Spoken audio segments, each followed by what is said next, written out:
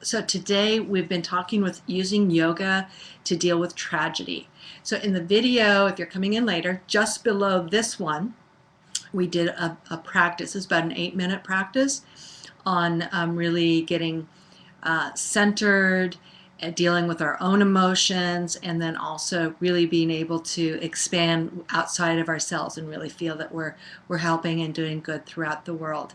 And in 2 videos below, I explain a lot of in very simple terms, the brain science of what is happening to people, everyone from the people who are involved in the moment in a tragedy, and why activating certain areas of the brain is very healthy and good, and then also discussing why those of us, especially if we're not in that place of taking action, of how we need to reverse that stress cycle and come into this place of strength, courage, and compassion.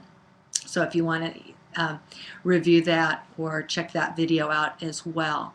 So the practice we did together is a very powerful one. I encourage you to go back to it. And pretty much most of the yoga practices that we do are helpful in reducing stress. Yoga is really, been scientifically proved. Most of the practices basically are helping with stress reduction. So feel free also to just, if you're feeling you need more support, to not only just practice the one in the video below, but to just scroll through and find any of the other practices that you'd like to focus on. So those could be breathing practices, meditation practices, or the movement practices as well, moving the body, because sometimes that can be really helpful, because when we're stressed, we get adrenaline is one of the hormones that's sent through our body, and if we're actually moving the body, being very active, that helps to release it and process the stress. Going for a walk is really good, or if there's other forms of exercise you do, running or swimming or whatever it might be, don't skimp on those during stressful times. That will really help you to deal with the stress. So it's we can kind of end up feeling like we have even less time. So right now, dealing with this tragedy from the Boston Marathon, we might be spending more time watching the news, which can continue to activate the stress response.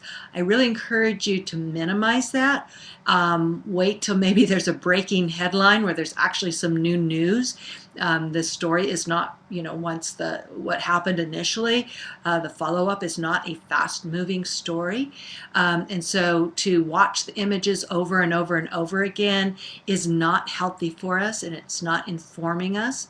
So minimize that exposure to the media. So it's fine to be informed, but you don't want to belabor it and get stuck in that negative spin of energy. Okay, so so that's one thing that we can do. And as I said before, we can keep the exercise going and keep our yoga practices going. But we often feel we spend all this time in front of the media, or maybe we're calling friends and families, we're spending more time on social media, just having an opportunity to express ourselves, checking in with people.